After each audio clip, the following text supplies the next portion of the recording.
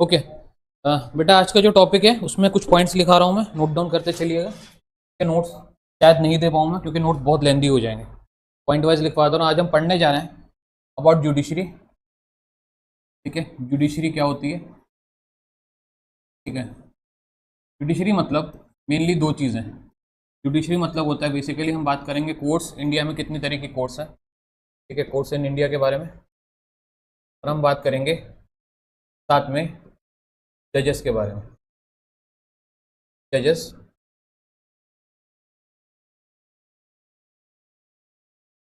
All level of जजेस के बारे में, यानी कितने तरह के जजेस होते हैं और किस किस जगह पे वो बैठते हैं, या क्या क्या उनकी पावर्स होती हैं। तो नोट डाउन करिए, देन आगे चलते हैं। कर लिया? ठीक है। तो मेनली हमारे पास कोर्ट्स मेनली दो हिस्सों में बटी हुई है, उसके बाद और भी हैं। पहले हम ये दो हिस्से पढ़ ले रहे हैं। सुप्रीम कोर्ट का कौन सा आर्टिकल है? सुप्रीम कोर्ट दे रखा है 124 से लेकर के 147 तक, यानी पार्ट 5 में दे रखा है। ठीक है, और हाई कोर्ट दे रखा है कि जस्ट नेक्स्ट वाले पार्ट में, यानी पार्ट 6 में इसका आर्टिकल है 233 से लेके तो 214 से लेके 231। इसके अलावा एक तीसरी कैटेगरी होती है तो हम बोलते हैं सबऑर्डिनेट कोर्ट, यानी छोटी कोर्ट्स। ये दे रखा है 233 से लेके कहाँ तक? 237 तक। ठीक है, ये इसके लॉज हो गए, इतना नोट डाउन कर लीजिए।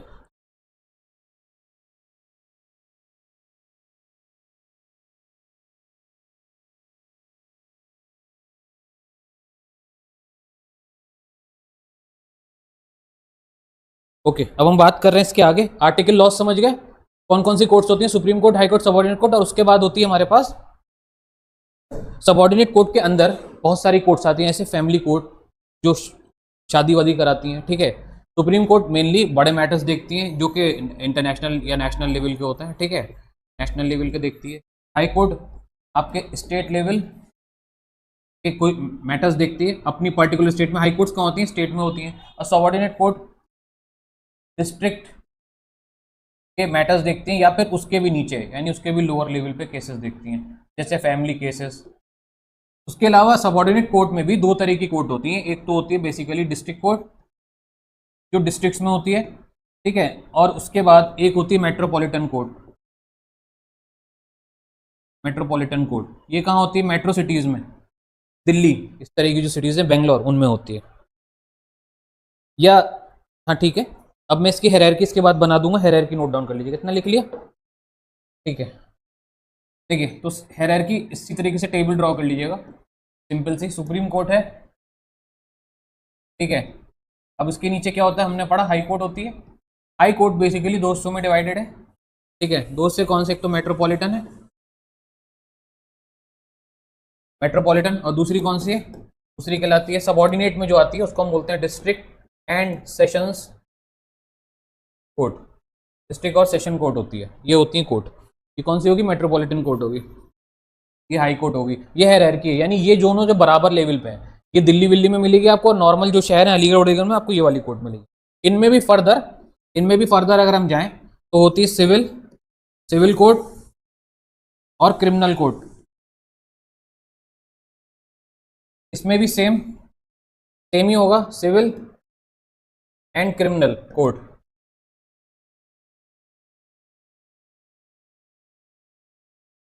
अब मैं थोड़ा और नीचे जाऊं, या थोड़ा और नीचे नहीं जा रहे, आगे चलते हैं, आगे बढ़ते हैं। अगर मैं वैसे बात करूं तो इनमें सबसे नीचे होती है, मतलब बीच के अगर मैं स्किप कर दूं, सबसे लास्ट वाला पढ़ लो आप, वो होती है मेट्रोपॉलिटन। सबसे लास्ट में, बीच में और भी होती है मेट्रोपॉलिटन मैजिस्ट्रेट कोर्ट सबसे निचले लेवल पे होती है मेट्रोपॉलिटन मैजिस्ट्रेट कोर्ट। और इसमें सबसे निचले लेवल पे होती है, इन दोनों में, मुंसिफ कोर्ट, सबसे नीचे। यानी कोई भी केस जब इंडिया में कोई शुरू करता है, अगर कोई अलीगढ़ जैसे शहर में रह रहा है तो वो कहाँ पे केस दायर करेगा? छोटा मोटा केस मुंसिफ कोर्ट में। और कोई मेट्रोपॉलिटन सिटी में रह रहा है और उसका नॉर्मल कोई केस है तो वो कहाँ से दायर करेगा? देन आपका क्या होगा, अगर यहाँ पे आपको बेनिफिट नहीं मिला, फायदा नहीं मिला, तो आप इसके ऊपर कोड जो मैंने लिखी नहीं, 1 2 3 कोड और होती हैं, उनमें जाएंगे आप। अगर उससे भी फायदा नहीं मिला तो आप कहाँ जाएंगे, अगर आपका सिविल मैटर है तो सिविल में जाएंगे, और अगर आपका कोई क्रिमिनल मैटर है तो फिर आप ऊपर जाएंगे। अगर ये भी आपको फायदा नहीं देती हैं तो आप कहाँ जाएंगे, हाई कोर्ट में। आखिरी आपके पास जो मौका होता है वो हाई कोर्ट तक जाने का होता है। ऐसी सेम इधर भी होता है, यानी शुरुआत आप हमेशा यहाँ से करते हैं, ठीक है, और हाई कोर्ट तक जाते हैं। ये वाली बात समझ गए। तो सुप्रीम कोर्ट किस तरह के मैटर देखता है, सुप्रीम कोर्ट बेसिकली गवर्नमेंट के मैटर्स देखता है, गवर्नमेंट की प्रॉब्लम, गवर्नमेंट की। तो यहाँ पे आम पब्लिक के मैटर्स नहीं देखे जाते। यहाँ पे कोई पब्लिक के अगर कोई मैटर देखे जाएंगे वो कौन से होंगे, बड़े मैटर्स, पब्लिक के बड़े मैटर्स, यानी कोई लॉ पे कोई प्रॉब्लम है, कोई कानून गलत बन गया है, उसके मैटर्स देखे जाएंगे, और गवर्नमेंट के मैटर्स देखे जाएंगे। और पब्लिक के जो असली मुद्दे सुलझाती है वो ये वाली कोर्ट होती है। फाइनल मुद्दे सुलझाने वाली कोर्ट कौन सी होती है, इसके ऊपर आपको जाने का हक नहीं होता है नॉर्मली, यहीं तक आपको रुकना होता है, ठीक है। कहानी समझ रहे हो, कौन सा कोर्ट क्या करता है, अगर एग्जाम में आएगा तो कर लोगे। अब देखो, सिविल कोर्ट में जो जज बैठता है उसका नाम लिख लो।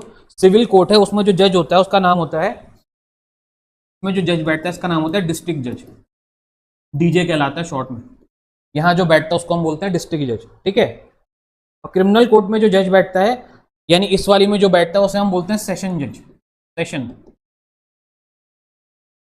का नाम होता है सेशन जज, ठीक है।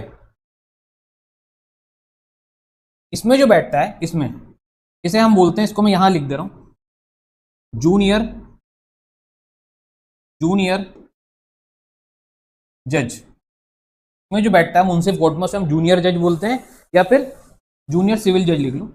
इसमें जो बैठता है मुंसिफ में उसका नाम है जूनियर सिविल जज, ठीक है, यहां जो बैठता है।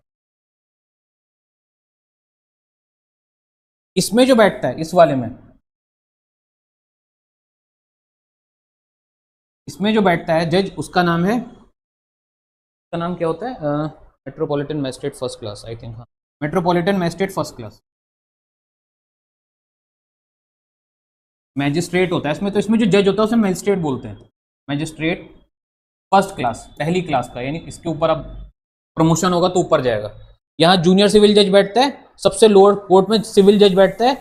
यहाँ पे देखो, जब भी अगर आप कल को कनिष्ठ का जज बनती हो तो आपके पास 2 लाइन है, आप जज कौन सी बन सकती हो, या तो क्रिमिनल में बन सकती हो या तो सिविल में। ऐसा नहीं होता है, आप पहली बार जब जज अगर अलीगढ़ या इस तरह के किसी शहर में बन रही हो, मेट्रोपॉलिटन में अगर नहीं बन रही हो, तो आप हमेशा बनोगी सिविल जज ही। यानी पहले आपको शुरुआत कहाँ से करनी होगी, सिविल जज से, जूनियर सिविल जज से, यानी आपको पहले जमीन के ही केस सुलझाने होंगे एज अ जज। उसके 2 साल बाद आपका प्रमोशन होगा, या 3 साल बाद, जब भी आपका प्रमोशन होगा, तो आपसे तब पूछा जाएगा 2 या 3 साल के बाद कि आप कौन से जज की वाली लाइन में जाना चाहते हो, इसमें या इसमें।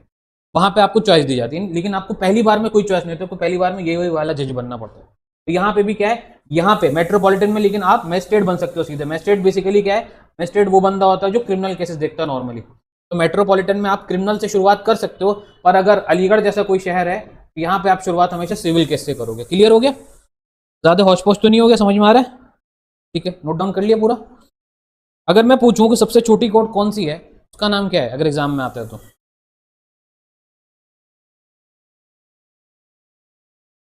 सबसे छोटी कोर्ट बेटा ये है, अभी तो पता है, मुंसिफ court.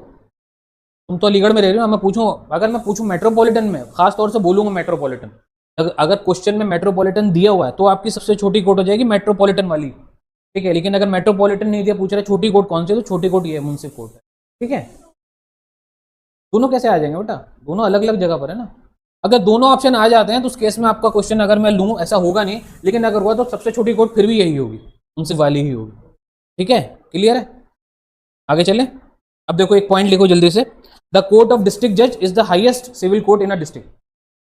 The court of district जज, द कोर्ट ऑफ डिस्ट्रिक्ट जज is the highest, is the highest in a district. Court of district जज is the highest in a district.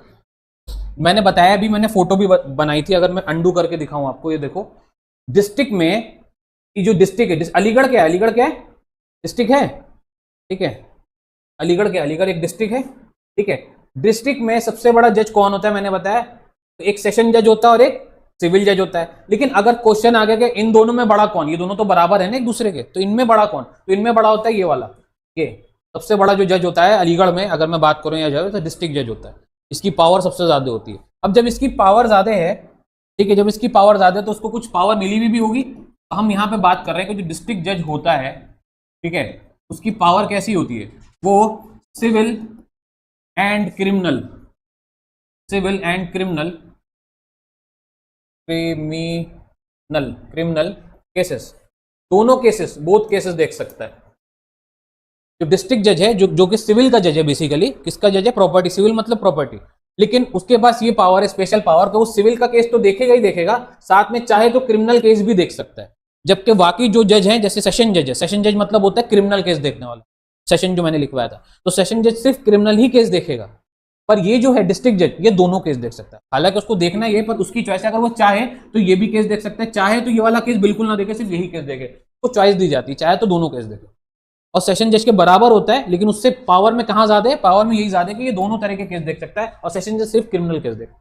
ठीक है, अब हम आगे चलते हैं। नेक्स्ट इज सुप्रीम कोर्ट पे आ जाइए। सुप्रीम कोर्ट की बात करते हैं थोड़ी बहुत। ठीक है, सुप्रीम कोर्ट को एमसीक्यू में अक्सर आता है कि guardian, GUARDIAN, guardian of, guardian of the constitution, ये टर्म आती है एग्जाम में अक्सर कि किसको हम बोलते हैं इंडिया में गार्डियन ऑफ कॉन्स्टिट्यूशन, कॉन्स्टिट्यूशन का बाप, कॉन्स्टिट्यूशन का रखवाला, कॉन्स्टिट्यूशन का मैनेजर। ये सेंटेंस एग्जैक्ट आता है एमसीक्यू में। गार्डियन ऑफ कॉन्स्टिट्यूशन किसे बोला जाता है, गार्डियन ऑफ कॉन्स्टिट्यूशन बोला जाता है सुप्रीम कोर्ट को, और किसी कोर्ट को नहीं बोला जाता है। ये पॉइंट नोट कर लीजिएगा। एक सवाल काफी बार आता है एग्जाम्स में कि फर्स्ट CJI की फुल फॉर्म लिख रहा हूं, नोट डाउन कर लेना। C for chief, J for justice of India, I for India, of का कुछ भी नहीं है, ऑफ एक्स्ट्रा वर्ड है, पर ये फुल फॉर्म होती है इसकी। यानी हम बात कर रहे हैं सबसे बड़े जज की। तो सबसे बड़ा जज होता है वो कहां बैठता है, सुप्रीम कोर्ट में बैठता है, जिसका नाम है चीफ। हमने पढ़ लिया सबसे छोटा जज कौन सा होता है, मुंसिफ, और सबसे बड़ा कौन सा होता है, आपका चीफ जस्टिस। देखो सुप्रीम कोर्ट में जितने भी जज बैठते हैं ना, जितने भी जज बैठते हैं वो क्या होते हैं, जज नहीं कहलाते, वो क्या कहलाते हैं, जस्टिस कहलाते हैं। याद रखना, ठीक है, जज ही होता है पर उनको हम जस्टिस बोलते हैं नॉर्मली। पर उन जजेस के भी ऊपर एक जो बड़ा जज होता है, जो उन जस्टिस के ऊपर जो उनका हेड होता है, उसको हम क्या बोलते हैं, जस्टिस, तो उसको भी बोलते हैं, लेकिन चीफ और लगा देते हैं बस। तो जो सबसे बड़ा होता है उसे हम चीफ जस्टिस बोलते हैं। अच्छा, अगर मैं एक चीज और यहां बताता चलूं, एक इसके नीचे कौन सी कोर्ट होती है, हाई कोर्ट। तो हाई कोर्ट में सर जो बैठते हैं उन्हें हम क्या बोलेंगे, ठीक है, हाई कोर्ट में जो बैठते हैं उसे हम, जो सबसे बड़ा, जो हाई कोर्ट में सबसे बड़ा जज होता है हाई कोर्ट का, उसे हम बोलते हैं, सॉरी, उसे हम बोलते हैं जस्टिस, यानी चीफ जस्टिस। उसे हम क्या बोलते हैं, हाई कोर्ट में जो सबसे बड़ा जज होता है उसे हम क्या बोलते हैं, चीफ जस्टिस। पर जो सुप्रीम कोर्ट में होता है उसे हम चीफ जस्टिस ऑफ इंडिया बोलते हैं। क्या चीज का फर्क है, यहां इंडिया लग गया और यहां इंडिया नहीं है, यानी ये इंडिया का चीफ जस्टिस नहीं है, ये उस कोर्ट का सबसे बड़ा जस्टिस है, पर ये इंडिया का भी सबसे बड़ा जस्टिस है और उस कोर्ट का भी सबसे बड़ा जस्टिस है। तो यहाँ पे क्या है, नॉर्मल हम जो जजेस होते हैं उनको यहाँ पे भी क्या बोलते हैं, जस्टिस बोलते हैं, यहाँ पे भी हम जस्टिस बोलते हैं। हाई कोर्ट में जो बड़ा जज होता है उसे हम चीफ जस्टिस बोलते हैं, सुप्रीम कोर्ट में जो बड़ा जज होता है उसे हम चीफ जस्टिस ऑफ इंडिया बोलते हैं। एक चीज समझ गए, यहाँ तक क्लियर है, नाम में कंफ्यूज मत होना एग्जाम में आराम से। अब मैं जो पढ़ा रहा हूं वो ये वाला पॉइंट है कि पहले ये वाला point, first chief justice of India कौन है, first CJI of chief justice of India कौन है, फर्स्ट चीफ जस्टिस, इसको मिटाई दे रहा हूं, लिख लिया था, ठीक है। फर्स्ट CJI कौन है हमारे, फर्स्ट CJI कौन है अगर एग्जाम में आता है, पहले CJI का नाम बताइए, तो उनका नाम लिख लीजिए आप, H.J. कानिया। बेटा नाम ही ऐसा एग्जाम में आ जाएगा, कानिया कानिया याद आ जाना चाहिए।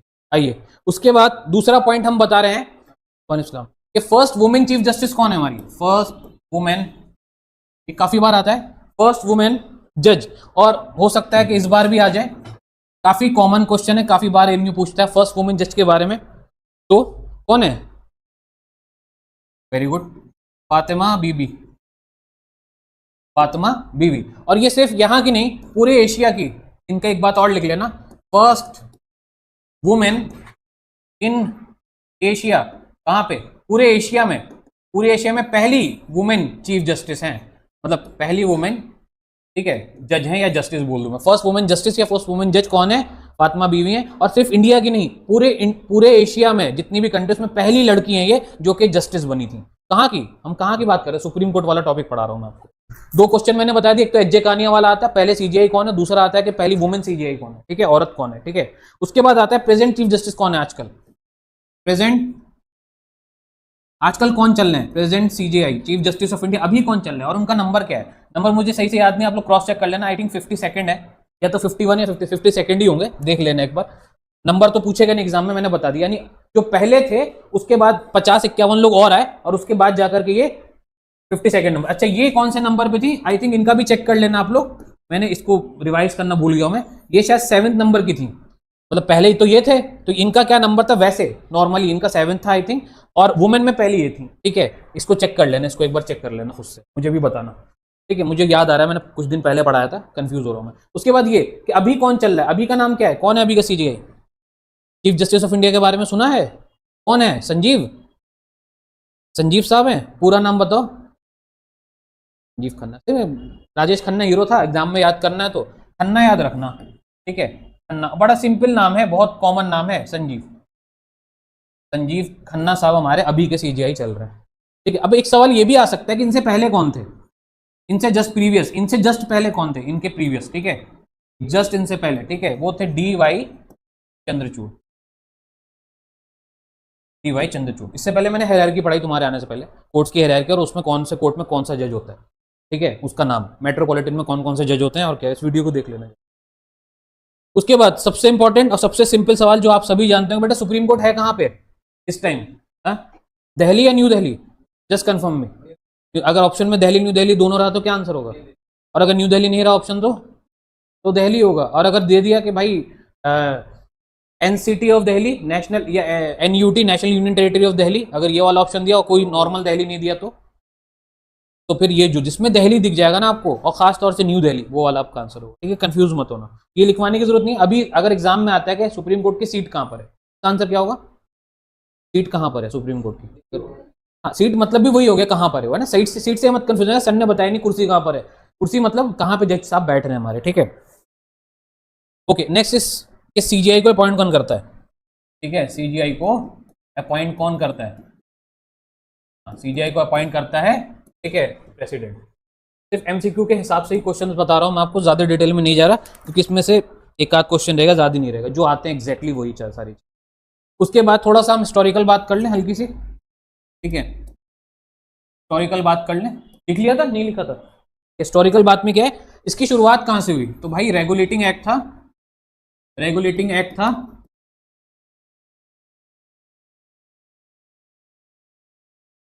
1773 का, 1773 का, ये वाला रेगुलेटिंग एक्ट नोट कर लीजिए। ठीक है, इसमें एक लाइन लिख लीजिएगा मैं जो बता रहा हूं। भाई सुप्रीम कोर्ट की इंडिया में शुरुआत कहां से हुई?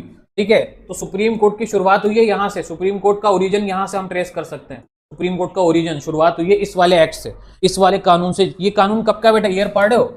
1773। इंडिया आजाद कब हुआ है? 1947 में। यानी इस टाइम कौन थे इंडिया में? ब्रिटिशर्स थे। ये ब्रिटिशर्स ने इसकी शुरुआत की, यानी हमको कोर्ट किसने दिया है? अगर एग्जाम में आता है तो ब्रिटिशर्स ने दिया है।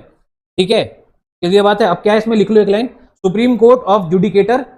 इस टाइम पे सुप्रीम कोर्ट कहां था? सुप्रीम कोर्ट ऑफ जुडिकेटर जो मैं बोल रहा हूं एग्जैक्टली वो वाली लाइन लिखो। देन उसके बाद लिखो कैलकाटा। जब सुप्रीम कोर्ट की शुरुआत हुई तो पहली बार सुप्रीम कोर्ट कहां बना? कैलकाटा में बना, दिल्ली में नहीं था शुरू से, पहले कहां था? कैलकाटा में था। Supreme court of judicature at Calcutta. Judicature मतलब क्या हो गया, उसका जुरिस्डिक्शन कहां था, बाउंड्रीज कहां थी, तो वो था कैलकाटा में। उस टाइम इसको क्या बोला जाता, उस टाइम इसका एक और नाम पड़ा सुप्रीम कोर्ट का, इसको बोला गया कोर्ट ऑफ रिकॉर्ड। उस टाइम पे एक और नाम से इसको जाना गया, कोर्ट ऑफ रिकॉर्ड। और आज भी ये नाम चल रहा है, एट प्रेजेंट भी ये नाम चल रहा है। ठीक है, आज भी इसको हम कोर्ट ऑफ रिकॉर्ड ही बोलते हैं। हाई कोर्ट को भी कोर्ट ऑफ रिकॉर्ड बोला जाता है, लेकिन एक्चुअल में supreme court is a court of record. Court of record यानी यहाँ पे सारे रिकॉर्ड्स रखे जाते हैं, यहाँ पे सारी चीजें जो भी हुई हैं तब से 1773 से और अब तक, वो सारी चीजें यहाँ पे क्या है, सेफ हैं, सारे डॉक्यूमेंट यहाँ रखे हुए हैं, एक एक फाइल रखी हुई है। ठीक है, उसके बाद हम कहाँ पे ट्रेस करते हैं सुप्रीम कोर्ट या हाई कोर्ट के बारे में इस लॉ के बाद? ठीक है, दूसरी चीज, तो भाई दूसरा वाला जो है आपका गवर्नमेंट ऑफ इंडिया एक्ट है, लिख लो गवर्नमेंट ऑफ इंडिया। सिर्फ मैं वही एक्ट पढ़ाऊंगा जो एग्जाम में आते हैं, सारे एक्ट्स में नहीं पढ़ाऊंगा कंफ्यूज करने के लिए। जी हाँ, गवर्नमेंट ऑफ इंडिया 1935 का जो एक्ट है, उसने क्या बात बोली थी, तुम तो पढ़ गए हो, बताओ। मैं बात कर रहा हूं कोर्ट में इन्होंने क्या बोला, मैं वो एक्ट पढ़ा रहा हूं जो कोर्ट में लगते हैं। ठीक है, इसमें क्या बोला लिखो, इसमें मैं बोल दे रहा हूं। इसमें बात की गई फेडरल कोर्ट की, फेडरल कोर्ट। सुप्रीम कोर्ट का नाम बदला गया, उसका नाम बदल के क्या कर दिया गया, फेडरल कोर्ट कर दिया गया यहाँ पे। सुप्रीम कोर्ट था, then it will became federal court, then again in 1947 के पीरियड में अगेन उसको स्विच, जब सुप्रीम कोर्ट फिर से शुरू हुआ दिल्ली में, जब शिफ्ट हुआ तो उसका नाम रख दिया गया क्या, सुप्रीम कोर्ट। 2 बार नाम चेंज हुआ है, supreme court, federal court, then supreme court, ठीक है। तो यहाँ पे इसका नाम पड़ा इस वाले एक्ट में फेडरल कोर्ट। सुप्रीम कोर्ट को ही क्या बोला गया, फेडरल। फेडरल मतलब यहाँ पे जो सेंस कर रहा है वो हो गया सुपीरियर, सबसे ऊपर, सुपीरियर, RIOR, सबसे बड़ा, सबसे बड़ी कोर्ट सुप्रीम कोर्ट यानी फेडरल कोर्ट।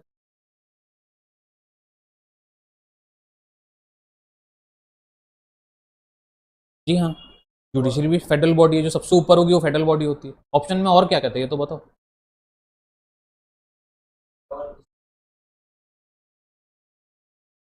बिल्कुल भाई, स्टेट और सेंटर, फेडरल मतलब होता है जहां पे गवर्नमेंट मिलकर काम करे, बेसिकली कलेक्टिवली काम करे, होता है मतलब। देखो जहां पे सेंट्रल गवर्नमेंट स्टेट गवर्नमेंट मिलकर काम करती है उसे कहते हैं फेडरल, या फेडरल का सिंपल मतलब हो गया जहां पे जो भी आपकी सुप्रीम पावर्स है वो मिलकर काम करे पर अपना अपना काम करे। तो ये सुप्रीम कोर्ट क्या है, one of the pillars of democracy है। यानी हमारे इंडिया में 3 हैं, 3 बॉडीज है ना, लेजिस्लेटिव, एग्जीक्यूटिव और जुडिशरी। LEJ इसकी शॉर्ट फॉर्म होती है याद करने की, लेजिस्लेटिव, एग्जीक्यूटिव और जुडिशरी। भाई ये इंडिपेंडेंट अपना काम खुद कर सकती है, लेकिन ये दोनों एक दूसरे के साथ मिलकर काम करती है, ठीक है। ये दोनों ये अपना काम खुद करती है, इंडिपेंडेंट होती है, ठीक है। लेकिन ये तीनों एक दूसरे को सपोर्ट जरूर करती, काम अपना करती है ये, पर सपोर्ट, यानी अगर इसने कुछ लॉ बनाया और वो लॉ लगाया गया, इसका काम होता है लॉ बनाना, ठीक है, इसका काम होता है लॉ लगाना, ठीक है, और इसका काम क्या होता है, लॉ को चेक करना, ठीक है, जुडिशरी का। तो इसने कोई लॉ बनाया, वो लॉ क्या है, लगाने वाले ने लगा दिया, पर वो लॉ क्या था, गलत था, तो गलत को चेक कौन करेगा, जुडिशरी। तो ये फेडरल मतलब हो गया जहां पे, मतलब ये तो एक नॉर्मल काम हो गया जो गवर्नमेंट किस तरीके से इन 3 पिलर्स पे डिपेंड करती है वो मैंने बताया। चौथा पिलर हमारा क्या है, चौथा पिलर हमारा प्रेस है। अगर मैं आपकी बात करूं तो 4th नंबर पे प्रेस है हमारे, 1 2 3 हैं अगर मैं ऐसे बात करूं तो। उसके बाद हमारी जहां पे सेंट्रल गवर्नमेंट की टॉपिक, पार्लियामेंट वाला बेटा मैंने पढ़ा दिया उस क्लास में, तुम थे नहीं। सेंट्रल, सेंट्रल TRAL, सही है गलत है स्पेलिंग, सही है ना, ये वाला है ना, ठीक है, सेंट्रल। और जहां स्टेट, ये दोनों गवर्नमेंट है ना, इंडिया के केस में ये दोनों गवर्नमेंट अगर मिल के काम कर रही हैं तो हम क्या बोलेंगे, ये स्ट्रक्चर कैसा है, ये काम कैसा है, ये फेडरल वर्क है, ये काम कैसा है, फेडरल वर्क है, ठीक है। ऐसे ही दुनिया में अगर 2 राजा मिलकर काम कर रहे हैं या 2 रानियां मिलकर काम कर रही है, जहां पे 2 लोग अलग अलग जो हैं, इंसान अलग है या गवर्नमेंट अलग है, वो जहां पर भी मिलकर काम करेंगी हम उस स्ट्रक्चर को क्या बोलेंगे, फेडरल बोलेंगे। इंडिया के केस में कौन लोग काम करते हैं मिलकर, सेंट्रल स्टेट गवर्नमेंट, इस स्ट्रक्चर को हम फेडरल बोलते हैं, ठीक है। अब देखो ये जो है सबसे सुपीरियर कौन फेडरल स्ट्रक्चर में, तो भाई अगर मैं इसमें देखूं इन 3 ऑप्शन में, तो भाई जाहिर सी बात है जो इंडिपेंडेंट है वो सुपीरियर होगा, यानी जुडिशरी सुपीरियर होगी। इसमें कौन सुपीरियर हो गया, जुडिशरी, क्योंकि वो अकेली है जो अपने दम पे कुछ भी कर सकती है, लेकिन ये दोनों भी अपना काम करते हैं लेकिन एक दूसरे के साथ मिलकर करते हैं। तो सुपीरियर कौन होगा, जो खुद से अपना काम करे वो सुपीरियर हो जाता है हमेशा, ठीक है। अब हम डाइवर्ट नहीं हो रहे टॉपिक से, वापस अपने टॉपिक पे आते हैं क्योंकि हम कहीं और चले जाएंगे नहीं तो। क्या पढ़ा रहा था मैं अभी लास्ट में, लास्ट पॉइंट क्या बोला था मैंने, फेडरल कोर्ट। तो भाई 19 अगर आता है गवर्नमेंट ऑफ इंडिया एक्ट ने कोर्ट को लेके क्या ऐसी बात की, क्या ऑप्शन है इसमें से, यानी उसका नाम चेंज किया है, क्या प्लेस चेंज की, क्या चेंज किया है, तो आपका आंसर होगा भाई फेडरल कोर्ट था। और इसको इसी टाइम पे हमारी जो कोर्ट थी वो कहाँ आ गई थी, दिल्ली में आ गई थी। जब इसका एक्ट में ये चेंज हुआ ना, इसी टाइम पे हमारा जो कहाँ पे था इससे पहले, पिछले वाले एक्ट में, कलकत्ता में, कलकत्ता से दिल्ली हम ले आए थे 1935 में इसको उठा करके। उसके बाद से ये कंटिन्यू किया और नाम हमने बाद में चेंज किया है, जो हमारा गवर्नमेंट आजाद हुई उस टाइम पे हमने इसको नाम चेंज किया। अब लिखिए,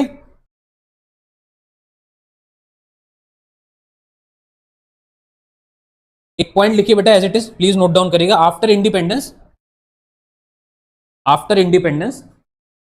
the federal court, after independence the federal court and the judicial committee, after independence the federal court and the judicial community of the Privy Council, after independence the federal court and the judicial committee of the Privy Council were replaced by Supreme Court, मैं इसको short में लिख दे रहा हूं, जैसे तुम्हारा छूट गया मलिक। क्या कह रहा है, देखो एक बहुत सिंपल बात कह रहा है, मैं टेबुलर फॉर्म में लिख दे रहा हूं ताकि समझ में आए। इंडिपेंडेंस के बाद, कब, इंडिपेंडेंस के बाद हमने 2 एक्ट पढ़ लिए, याद रखना, एक हमने इसमें 1773 पढ़ा है, एक हमने पढ़ा 1935, ठीक है, ये रेगुलेटिंग था, ये वाला गवर्नमेंट ऑफ इंडिया एक्ट था। उसके बाद हम इंडिपेंडेंस के बाद की बात कर रहे हैं सीधे, सही है। उसमें इंडिपेंडेंस हमारी कभी 1947 की, यानी बात की बात हो रही है। तो इसमें क्या बोल रहे हैं कि हमारी जो 2 चीजें बोली जा रही है, एक हमारी क्या, फेडरल कोर्ट, क्या बोला जा रहा है, हमारा जो फेडरल कोर्ट था, यानी इस टाइम इंडिपेंडेंस से पहले तक तो फेडरल कोर्ट नाम पड़ा हुआ था ना, फेडरल कोर्ट, और उसके साथ में छोटी मोटी कोर्ट्स थी ना, उसको हम बोलते थे प्रीवी काउंसिल। उस जमाने हाई कोर्ट्स ही बात पे, देखो सबसे पहले इंडिया में क्या आया था, सबसे पहले सुप्रीम कोर्ट नहीं थी। अगर मैं 1773 से पहले भी जाऊं तो उस टाइम हमारे पास पहले हाई कोर्ट बनी थी 3 जगह पे, कैलकाटा में, ठीक है, मद्रास में, और एक कौन सी जगह थी, बॉम्बे या कौन सी, 3 जगह पे बनी थी, ठीक है। हाईकोर्ट वाले पॉइंट में पढ़ाऊंगा अभी आपको, ठीक है। तो वो बनी थी पहले, सुप्रीम कोर्ट बाद में आया इंडिया में। कब आया? 1773 में। तो यानी अगर मैं बोलूं पहले बड़ी कोर्ट कौन सी थी इंडिया के अंदर, तो पहले सबसे बड़ी कोर्ट हाई कोर्ट हुआ करती थी, याद रखना। देन बाद में सुप्रीम कोर्ट को लाया गया, जिसने हाई कोर्ट को नीचे कर दिया और खुद ऊपर चलेगी। जब इसका नाम फेडरल पड़ा तो उस टाइम पे हाई कोर्ट का नाम चेंज करके डाल दिया गया था प्रीवी काउंसिल, उस टाइम पे, ठीक है। कब चेंज हुआ एग्जैक्ट कोई डेट नहीं कॉन्स्टिट्यूशन में, लेकिन ये होने लगा कि प्रीवी काउंसिल बोलने लगे थे। तो हम क्या पढ़ रहे हैं यहाँ पे, क्या इंडिपेंडेंस के बाद federal court and Privi council, यानी कि आपकी जितनी भी छोटी मोटी कोर्ट्स थी हाई कोर्ट सुप्रीम कोर्ट के बाद, प्रीवी काउंसिल, ठीक है। ये वाला पॉइंट कहां तक लिखा ना, पूरा लिख लिया। The federal court and the judicial committee of the privy council were replaced by the supreme court. इन दोनों का नाम बदल गया, यानी जो छोटी मोटी कोर्ट थी उन सबको कन्वर्ट करके क्या बना दिया गया, इन दोनों को मिला के, खाली फेडरल कोर्ट को नहीं बदला गया, फेडरल कोर्ट और प्रीवी काउंसिल को मिला के क्या बना देगा, सुप्रीम कोर्ट। कब हुआ ये? इंडिपेंडेंस के बाद। तो डेट कौन सी थी यहां लिख लो, कब यानी सुप्रीम कोर्ट एग्जिस्टेंस में आया अगेन, ठीक है। लिख लो 26 जनवरी 1950, एग्जैक्ट डेट थी 26 जन 1950, ठीक है। अगर कोई डेट आपने दूसरी लिख रखी है तो करेक्ट कर लीजिएगा। 26 जन 1950 को क्या हुआ, सुप्रीम कोर्ट, यानी ये जो है ऐसे आएगा एग्जाम में कि ऑन विच डेट, एक भी तुम्हारा पॉइंट लूंगा मलिक, एक सेकंड, किस डेट में, on which date supreme court came into existence, है ना। सुप्रीम कोर्ट देखो 1947 में इंडिया आजाद हो गया था, तो आजादी के बाद कौन सी वो डेट थी सुप्रीम कोर्ट वापस आया एग्जिस्टेंस में, यानी उसका नाम हम सब बदल दिया गया। तो ये डेट थी। तो इसमें क्वेश्चन क्या है, एग्जिस्टेंस वर्ड दे रखा हूं, एग्जिस्टेंस, सुप्रीम कोर्ट का एग्जिस्टेंस की डेट क्या है, एग्जिस्टेंस डेट। तो ये उसका आंसर हो गया। अब तुम क्या कह रहे थे मलिक, बताओ। अरे मैं वो भी बता रहा हूँ यार, मेरी बात तो सुन लो, पुराने नोट्स मत खोला करो यार, मुझे भी कंफ्यूज करने लगते हो। किसी ने भी दे रखा है, छोड़ो उन्होंने, मुझे पढ़ा रहा हूँ वो पढ़ो। I don't know other persons, मुझे उनसे कोई मतलब भी नहीं है, ठीक है। मैं पढ़ा ही रहा हूँ, मेरे आने तो दो वहां तक, टॉपिक खत्म हो जाए, कुछ छूट जाए तब बोलो। इस टॉपिक के मत कंफ्यूज किया करो यार, बड़ा कंफ्यूजन हो जाता है। देखो क्या है, 28 जन जो तुम बोल रहे हो, मैं ये पॉइंट अभी बता नहीं जा रहा था, तुमने पहले टोक दिया। 28 जन को इसकी पहली मीटिंग हुई थी, बन के तैयार 26 को गया था, लेकिन 2 दिन 26 और 27 में कोई कार्रवाई नहीं हुई, कुछ भी नहीं हुआ। पहली मीटिंग होती है 28 जन 1950 को। तो भाई सुप्रीम कोर्ट की पहली मीटिंग, यानी पहली बार जज आके कब इसमें बैठे, यानी ऐसे भी आ सकता है कि जज कब बैठे, ठीक है, कब बैठे, जज सिट कब किए, या पहली मीटिंग कब हुई, या पहली सिटिंग कब हुई, तीनों करके एग्जाम में आ सकता है, सिटिंग, मीटिंग या जज सिट। तो वो डेट है 28 तारीख, 2 दिन बाद। लेकिन बन के तैयार 26 को हो गया था, इनॉग्रेशन भी हो गया था 26 को, लोग बैठे 28 तारीख से। ये है कहानी, समझ गए। अब जिसने जो लिखा है उन्हें छोड़ो, ये सही है आंसर, कंफ्यूज मत हो। 26, हाँ यही तो मैं डेट बता रहा हूँ। हाँ मीटिंग, पहली मीटिंग कब हुई है, पहली बार जज कब बैठे, तो वो 28 तारीख को बैठे, ठीक है। कोई पॉइंट छोड़ूंगा नहीं मलिक, परेशान मत हो, सब बता दूंगा। अब आइए, जब ये चीज पहली बार जो मीटिंग हुई, मैं कहानी एकदम लाइन से चल रहा हूं, तो भाई कितने लोग बैठे थे पहले दिन, कितने जज बैठे थे, ये सवाल आता है। कंपोजिशन कितना था, तो बेसिकली कितने लोग कंपोजिशन में बैठे थे, यानी देखो मैंने बताया कि इसमें कौन से 2 लोग होते हैं, एक तो सीजीआई होता है हमेशा, चीफ जस्टिस कितना होते हैं, चीफ जस्टिस हमेशा 1 होते हैं, ठीक है। और उसके अलावा इसमें कौन होते हैं, जस्टिस होते हैं या जज बोल लो, ठीक है, जस्टिस बोल रहे हैं जज। तो उस टाइम पे जस्टिस कितने बैठे, इनके साथ 7, यानी अगर मैं कंपोजिशन की बात करूं तो 1 + 7 = 8। कितने जज बैठे इस दिन 28 तारीख को, किस दिन बैठे 28 तारीख को।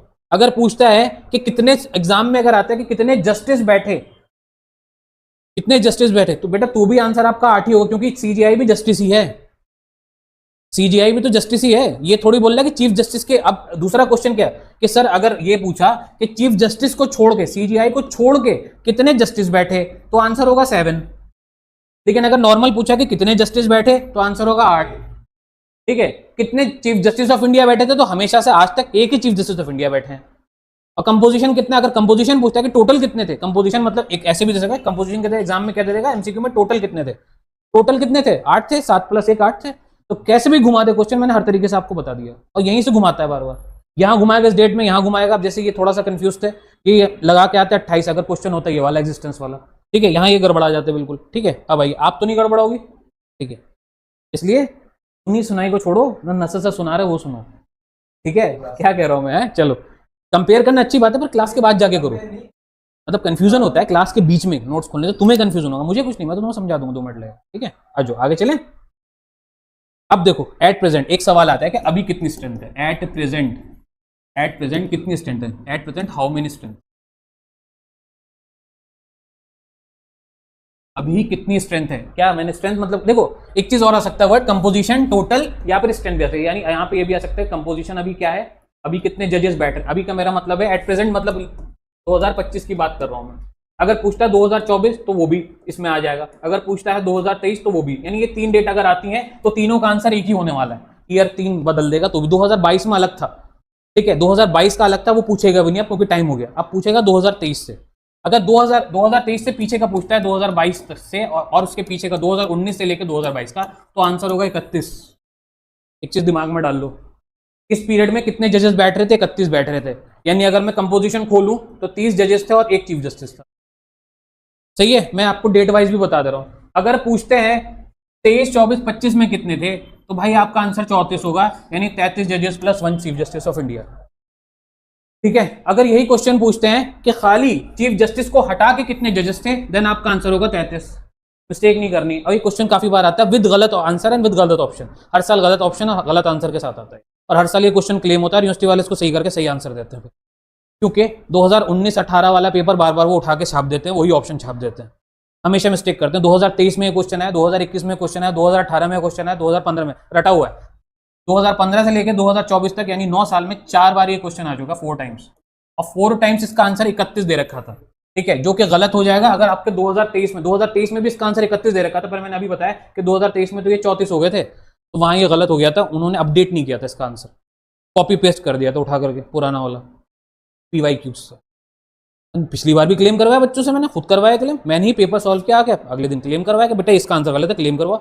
उसमें रीजन लिखना होता है जब क्लेम आप करते हैं, कोई क्वेश्चन गलत है तो मैं रीजन भी लिखवाया कि भाई अभी ये स्ट्रेंथ है, ये ऑफिशियल डेटा है, फोटो भी आप अटैच कर सकते हो वेबसाइट पे जाके। मैंने फोटो वोटो सब दी सुप्रीम कोर्ट की, बच्चे के साथ बैठ के यहाँ पे, पिछले साल जो बच्चा था, पिछले के पिछले साल क्लेम हुआ क्वेश्चन। 100 रुपए कटते हैं एक क्वेश्चन क्लेम करने के, लेकिन क्या है कि उसके चलते क्या है, सबके आंसर सही कर दिए। जितने लोगों ने गलत आंसर लगा रखे थे, कई लोगों ने 31 लगा दिया था, दिमाग से खेल गए थे, उनका तो सही हो जाता क्योंकि आंसर की में 31 दिया होता, पर 31 तो आंसर ही नहीं।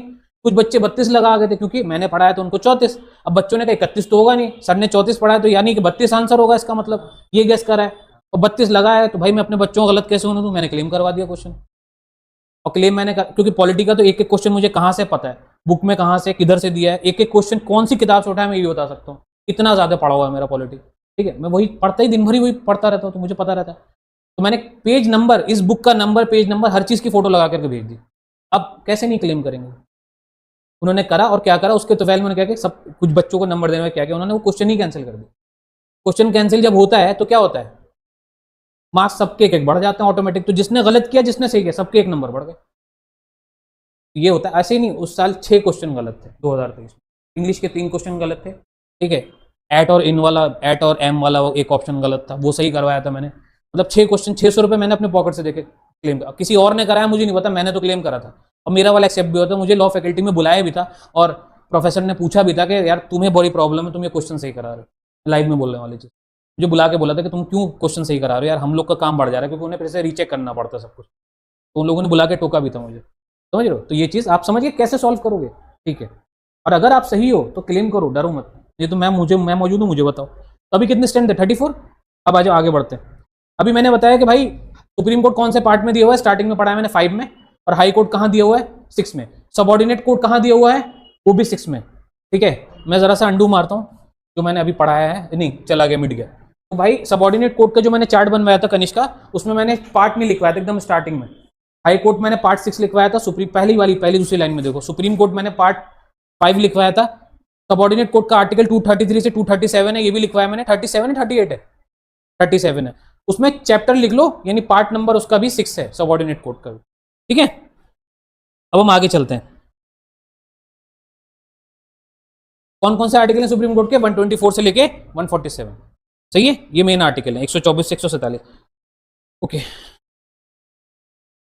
अब आता है कि भाई हमने ये तो पढ़ लिया कि सीटें 34 हैं, या कभी 7 थी कभी 10 थी। इसका आर्टिकल कौन सा है जो कंपोजिशन की बात करता है सुप्रीम कोर्ट के? अब हम बात कर रहे हैं कि कौन सा आर्टिकल है वो, विच आर्टिकल इज दैट, कौन सा आर्टिकल है वो जो किसकी बात करता है कि भाई हर साल जो कंपोजिशन है, या एक्चुअल जो कंपोजिशन है, यानी कि जो 8 वाली थी कंपोजिशन, वो कहाँ प्रिस्क्राइब्ड है? कोई कानून तो होगा ना उसका, जो हम कंपोजिशन चेंज कर रहे हैं। तो वो कानून दे रखा है 124 में, जो कि पहला आर्टिकल है, आप नोट कर लो। कंपोजिशन यानी सीट्स के बारे में बताता है 124। ठीक है, सीट्स ऑफ सुप्रीम कोर्ट या कंपोजिशन ऑफ सुप्रीम कोर्ट 124 में दे रखा है। ठीक है, और सीटें बढ़ाने घटाने की पावर किसके पास है? वो भी यही दे रखा है। ये जो कंपोजिशन है, जो पहले 8 हुआ करता था जजेस का, अभी 34 है, ये कौन बढ़ा घटा सकता है? जजेस यानी कम ज्यादा, तो वो उसकी पावर पार्लियामेंट के पास है। ये वाला पॉइंट लिख लो। पार्लियामेंट हैज पावर, ठीक है, to increase the number of seats, अगर एग्जाम में आ गया कौन सीटें बढ़ाता कराता है, प्रेसिडेंट बढ़ाता है, प्राइम मिनिस्टर बढ़ाता है, या पार्लियामेंट बढ़ाता है, या फिर खुद कोर्ट बढ़ाता है, तो आपका आंसर क्या होगा, पार्लियामेंट बढ़ाता है सीटें, ठीक है। यहाँ पे सिर्फ सुप्रीम कोर्ट या हाई कोर्ट के किसी भी मैटर में पार्लियामेंट इंटरफेयर नहीं कर सकता, बस यहाँ पे इंटरफेयर कर सकता है, ये एक्सेप्शन है, सीट्स बढ़ाने वाला मामला पार्लियामेंट के पास है, ठीक है। कुछ चीजें पार्लियामेंट ने ले रखी है, वो ये है इसके बाद। उसके बाद क्या है कि भाई 2019 में एक बिल आता है जिसे हम अमेंडमेंट बिल कहते हैं जजेस का, लेकिन नाम लिखने की जरूरत नहीं है, 2019 तक सीटें चल रही थी, एग्जैक्ट 2019 तक सीटें चल रही थी 31, यहाँ पे दिया हुआ है, ठीक है। 2019 में ये बोला गया कि सीटें आप इंक्रीज कर सकते हो, यानी अब मैक्सिमम सीटें कितनी कर सकते हो, मैक्सिमम सीटें कर सकते हो आप 34, यानी कभी भी चाहे अब पार्लियामेंट भी चाहे, एक बिल पास हो गया है फाइनली, अगर पार्लियामेंट भी चाहे तो 34 के ऊपर अब सीट नहीं बढ़ा सकती, यानी फाइनल जो सीट कर दी गई वो 34 कर दी, यानी अगर आप 2030 में जाओ तो भी 34 से कम तो कर सकते हैं, ये घटा जरूर सकते हैं, 15 कर दें, 31 कर दें, 32 कर दें, कितना भी कर सकते हैं, पर 34 के ऊपर 35 अब नहीं कर सकते, यानी इनको फाइनल सीट रखनी 34, जिसमें एक सीजीआई की होगी और 33 अलग जजेस। ये लॉ बना के बता दिया गया 2019 में। इस लॉ का नाम लिख लो, जल्दी से नोट डाउन कर लो, इसका नाम था सुप्रीम कोर्ट नंबर ऑफ जजेस बिल ऑफ 2019, लिख दे रहा हूं, सुप्रीम कोर्ट ऐसे लिखना, नंबर ऑफ जजेस बिल 2019। देखो ये सारे क्वेश्चन एमयू में आ चुके हैं, इससे पहले जितने पढ़े, अब जो नहीं आया वो ये वाला, तो जो नहीं आया ना वो ज्यादा इंपॉर्टेंट बन जाता है, क्योंकि वही एक छूटा हुआ है जो नहीं है, बाकी जो आ रहे हैं वो तो मैं बता रहा हूं। तो सर अब ये आ गया तो कौन सा नहीं आएगा या कौन सा नहीं आएगा, गेस करिए। तो मैं गेस ये कर रहा हूं कि बेटा ये तो आने वाले क्वेश्चन ये तो रिपीट होते हैं, तो आपको मैंने पढ़ा दिया, पर ये वाला पॉइंट नहीं आया आज तक, ये पूछ सकता है आपकी नॉलेज चेक करने के लिए कि आपको कितना आप पढ़ के आए, क्वेश्चन कहां से पकड़ेगा, यहां से, ठीक है। अब देखो दूसरी चीज, तो किस साल, अगर मैं बोलूं किस साल 31 सीटों को बढ़ाने का पहली बार प्रावधान है, अगर यही क्वेश्चन आया, लो आया, तो वो 2019 था कि सीटों को आप, मतलब 2019 तक हाईएस्ट जो सीट थी वो 31 थी, उसको इंक्रीज करने की बात की 2019 में। तो क्या सर आपने बताया कि 34 के ऊपर सीट नहीं जा सकती, तो क्या कभी नहीं जा सकती 34 के ऊपर? जी हाँ, 34 के ऊपर पार्लियामेंट सीट कर सकता है, पर अभी 2030 तक नहीं करेगा, ये तो एक ऑर्डर पास है। 2030 के बाद चाहे, ठीक है, तो एक अमेंडमेंट, पार्लियामेंट क्या करता है हमेशा, अमेंडमेंट लाता है, कोई नया अमेंडमेंट ला करके, कोई न्यू अमेंडमेंट ला करके सीटों को इंक्रीज कर सकता है, ठीक है, ये भी है, लेकिन ये आपके एग्जाम का पॉइंट नहीं, इसलिए मैंने इतना जोर नहीं दिया इस पर। लेकिन अभी 2030 तक तो यही रहेगा कंपोजिशन, ठीक है। अब आ जाओ नेक्स्ट पॉइंट, स्टार्टिंग में बताया which body is known as guarantor of the constitution, अगर एग्जाम में आता है, गारंटी कौन सी करता है आपकी कॉन्स्टिट्यूशन की, या फिर कौन गारंटी करता है आपकी फंडामेंटल राइट्स, तो वो सुप्रीम कोर्ट करता है, दोनों आंसर आपका सुप्रीम कोर्ट होगा, ठीक है। और कोई इंपॉर्टेंट पॉइंट, ओके, एक मैंने पॉइंट बताया था, ये लिख लो, गारंटर अगर वर्ड है, गारंटर, प्रोटेक्टर, डिफेंडर, ठीक है, ऑफ कॉन्स्टिट्यूशन और या फिर ऑफ फंडामेंटल राइट्स, या बोथ, ठीक है, फंडामेंटल राइट्स और एनी राइट के अलावा भी कोई भी राइट, ठीक है। पर ये वाला पॉइंट एक्सेप्शन है, इसलिए इसको चाहे तो मत लिखना, ये एक्सेप्शन केसेस में, लेकिन बेसिकली फंडामेंटल राइट और कॉन्स्टिट्यूशन को जो गारंटी करता है, प्रोटेक्ट करता है डिफेंडर, इसमें से कोई भी एमसीक्यू में क्वेश्चन आ जाए, आपका आंसर होगा सुप्रीम कोर्ट, बड़ा बड़ा वर्ड्स में सुप्रीम कोर्ट, ठीक है। बहुत सिंपल एमसीक्यू क्वेश्चन, डायरेक्ट पढ़ा रहा हूं सुप्रीम कोर्ट से, इसके बाहर क्वेश्चन नहीं आने का जो मैं पढ़ा दे रहा हूं आपको, बस, ठीक है, एग्जैक्ट। और एक क्वेश्चन कोर्ट से रहता है, या तो सुप्रीम कोर्ट से रहेगा तो हाई कोर्ट से रहेगा, सुप्रीम कोर्ट में पढ़ा रहा हूं, हाई कोर्ट भी पढ़ाऊंगा अभी, सबऑर्डिनेट कोर्ट से इतने क्वेश्चन नहीं आते, फिर भी उसके कुछ इंपॉर्टेंट पॉइंट्स मैं आपको पढ़ा दूंगा, जो मैंने पढ़ा दिया, हायरार्की मैंने पढ़ा दी स्टार्टिंग, ठीक है। अब आता है कि सर आपने एक चीज और बताई थी, लिख लिया Kanishka, court of record, court of record इसको बोला जाता है, तो क्या सर इसका कोई कानून है, RECORD, इसको भाई आपने बोल तो दिया सर, सिद्ध तो करिए, आप वकील हैं, ऐसे थोड़ी हवा में बात करके चले जाएंगे, आपके कोर्ट ऑफ रिकॉर्ड बोलता है, ये कहीं दिया तो होगा, हाँ बेटा दिया है 129 आर्टिकल में, खत्म, कितना ही पढ़ना है। सुप्रीम कोर्ट को कोर्ट ऑफ रिकॉर्ड बोला जाता है 129 में, इससे पहले मैंने कौन सा पढ़ा, 124 में क्या बोला, कंपोजिशन सीट्स के बारे में, यहाँ 129 में कोर्ट ऑफ रिकॉर्ड को बताया गया, जो आर्टिकल आ सकते हैं मैं वो बता रहा हूँ आपको, ठीक है, सारे आर्टिकल में नहीं पढ़ाऊंगा इसमें।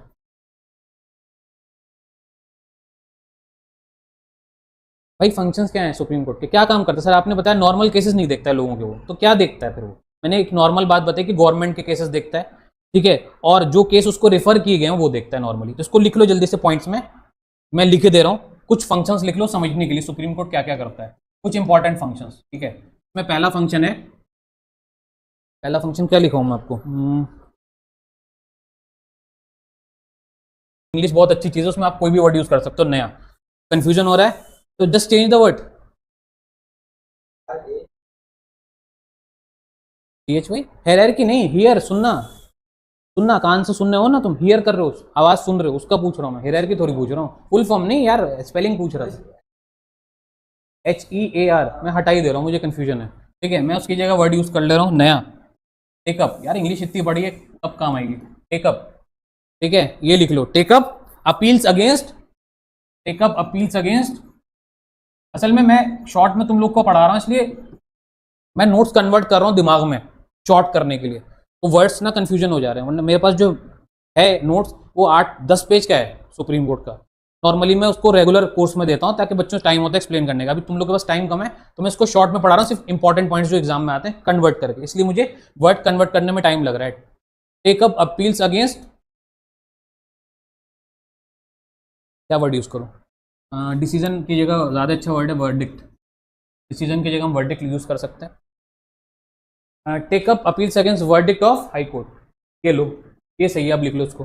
भाई कोई भी अपील, हाई कोर्ट में कोई भी फैसला दिया है, देखो डिसीजन मतलब फैसला देना, और डिसीजन फाइनल हो जाना, उस पर कुछ कार्रवाई हो जाना, उसे हम वर्डिक्ट बोलते हैं, बस ये डिफरेंस है। बेसिकली डिसीजन का ही एक तरीके का सिनोनिम है ये, ठीक है। वर्डिक्ट सिनोनिम वाले पोर्शन में आ भी सकता है आपका वर्डिक्ट, एंटोनिम वाले पोर्शन में भी आ सकता है, ठीक है, बहुत सिंपल वर्ड है, मुश्किल है लेकिन आ सकता है क्योंकि लॉ का लीगल वर्ड है।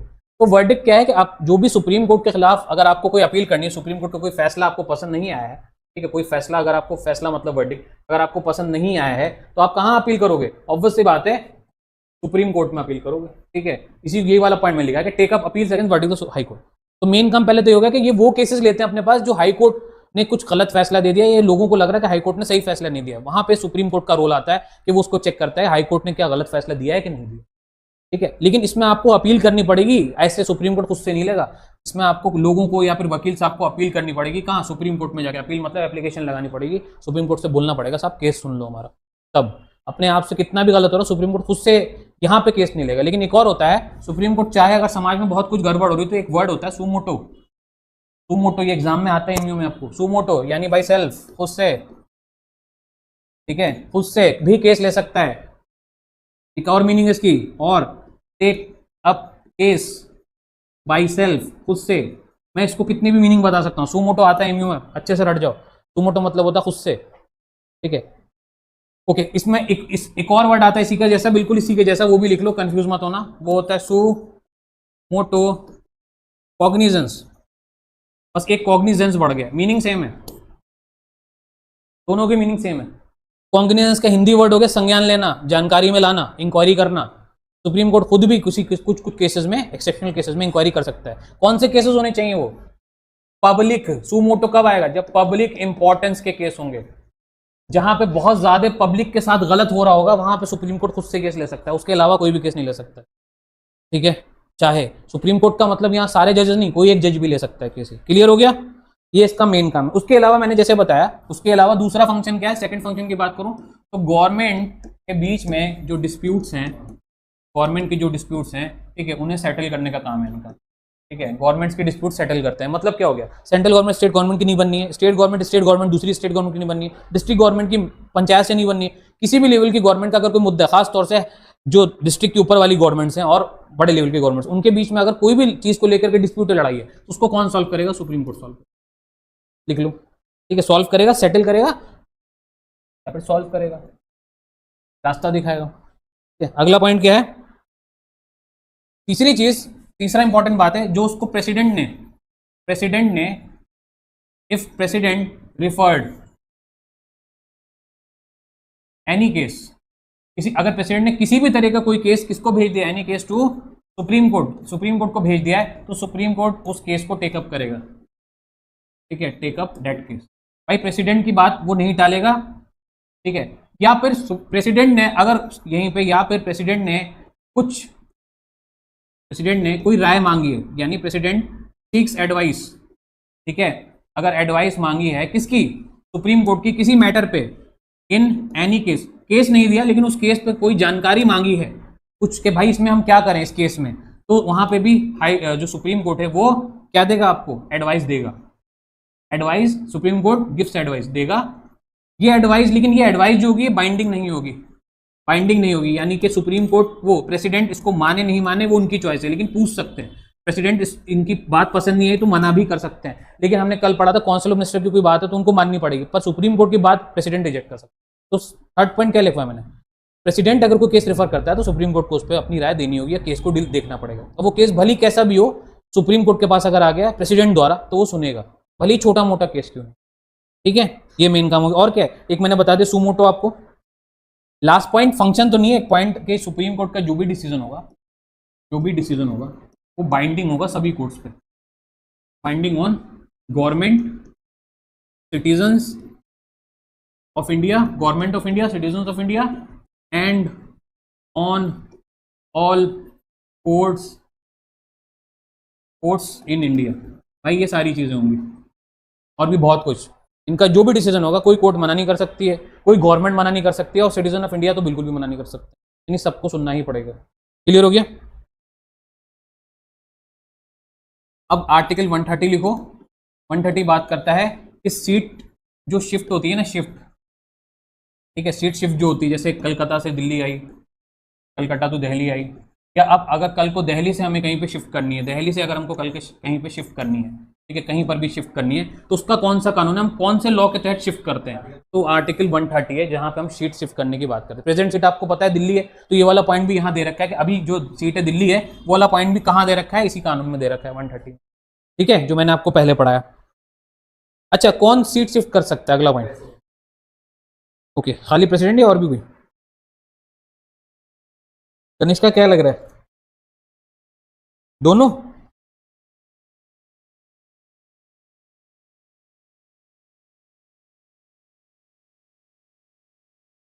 देखिए, इसमें ये होता है कि प्रेसिडेंट और सीजीआई इन्वॉल्व होते हैं, जैसे कि मलिक ने बताया, ठीक है, प्रेसिडेंट एंड सीजीआई इन्वॉल्व होते हैं। अगर कोई जगह बदलनी है तो इनकी बात, लेकिन रिकमेंडेशन करता है सीजीआई। रिकमेंडेशन किसका होता है, यानी बताएगा कौन, सीजीआई बताएगा कि भाई अलीगढ़ में शिफ्ट कर दो सुप्रीम कोर्ट, ठीक है, तो क्या होगा, प्रेसिडेंट साहब उसे अलीगढ़ में शिफ्ट कर देंगे, करेंगे ये, यानी अगेन साइन ये करेंगे उस डॉक्यूमेंट पे, और सजेस्ट ये करेगा, रिकमेंड ये करेगा कहाँ लेके जाना है, ये हैज द पावर, मिलके करते हैं दोनों, लेकिन बेसिकली सीजीआई जो बोलता है वहीं पे जगह, क्योंकि बैठना सीजीआई को है ना कि प्रेसिडेंट को। ओके, क्या दिल्ली के अलावा भी एक टाइम पे जो दिल्ली में सुप्रीम कोर्ट चल रही है, तो क्या इंडिया में दूसरी जगह भी सुप्रीम कोर्ट वर्क कर सकती है, ये वाला पॉइंट, एक टाइम पे कई जगह सुप्रीम कोर्ट वर्क कर सकती है, ये भी आप सुन लीजिए, ठीक है। अगर कोई अर्जेंट इमरजेंसी का कोई मैटर है तो सुप्रीम कोर्ट जो मेन है वो तो अपनी जगह रहेगी, आप किसी और जगह पे भी सुप्रीम कोर्ट लगा सकते हैं, उसके जजेस टेम्पररी अपॉइंट कर सकते हैं। जजेस टेम्पररी कैसे अपॉइंट होंगे, हाई कोर्ट के जो जजेस हैं उन्हें सुप्रीम कोर्ट के टेम्पररी जजेस में आप ट्रांसफर कर दोगे, रिटायर्ड जजेस को बुला लोगे। अगर अर्जेंट मैटर है इंपॉर्टेंस का तो वहां पे आप सीट शिफ्ट भी कर सकते हो, यानी कि सुप्रीम कोर्ट अगर दिल्ली में खतरा है तो आपको मैटर कोई डील करना है, आपको लखनऊ लेके जाना, तो लखनऊ की हाई कोर्ट को आप सुप्रीम कोर्ट कन्वर्ट कर सकते हो, या उसका कुछ पोर्शन को कन्वर्ट कर सकते हो फॉर एग्जाम्पल, बाकी जगह पे हाई कोर्ट वर्क करती रहेगी और वहां पे आप सीट शिफ्ट कर सकते हो फॉर द टाइम बिंग, कुछ समय के लिए सीट शिफ्ट हो सकती है। और ये सीट शिफ्ट करने की पावर किसके पास है, रिकमेंड करता कौन है, अगेन सीट शिफ्ट करवाने की पावर इन्हीं के पास है, शिफ्ट भी ये करवाएंगे, और रिकमेंडेशन अगेन मतलब फाइनल एसेंट प्रेसिडेंट का ही, ठीक है। तो सीट शिफ्ट करनी हो या हमेशा के लिए ट्रांसफर करनी हो, टेम्पररी या परमानेंट, दोनों हाल में इन दोनों का सेम रोल आपको देखने को मिलेगा। क्लियर है, ये सारी चीज 130 में दी हुई है। ओके, इसमें एक पॉइंट है, प्लीज नोट डाउन करिएगा, आर्टिकल 143 पहले, ठीक है, नोट डाउन करिएगा। कॉन्स्टिट्यूशनल बेंच की स्ट्रेंथ कितनी होती है, प्लीज लिखिएगा। 143 में कुछ छोटे छोटे पॉइंट्स पहले बता दूं।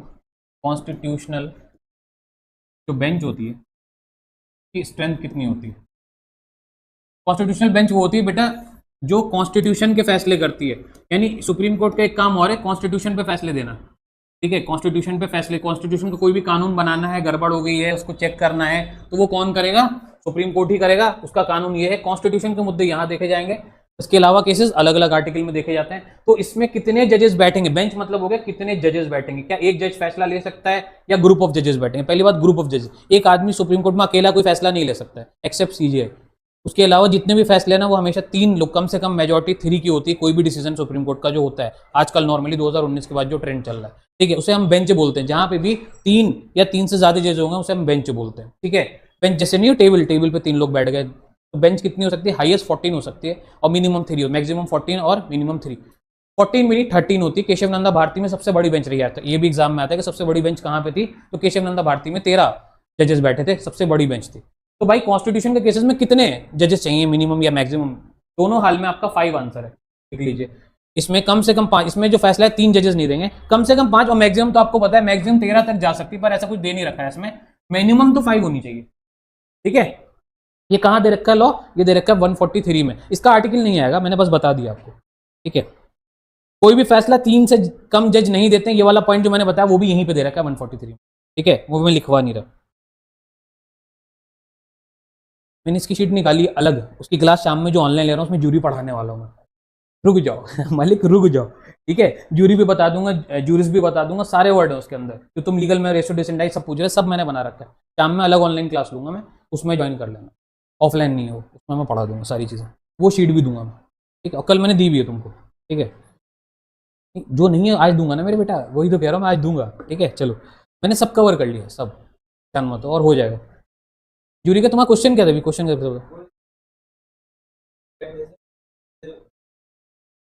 जूरी कोई भी उस बंदे को कहते हैं जो फैसला ले। जूरी मतलब होता है भाई पब्लिक से भी आप पूछ सकते हो, या कुछ कोई अपने फील्ड का एक्सपर्ट कोई बंदा बैठा ना, उससे भी पूछ सकते हो आप कोई डिसीजन, कि भाई इस फैसले में कोई जज, कोई मेन जज किसी दूसरे लोगों से पूछे कि भाई ये बताइए कि आप लोग को क्या लगता है, इसमें हमको क्या सजा देनी चाहिए, तो वहाँ पे जूरी बैठती बेसिकली।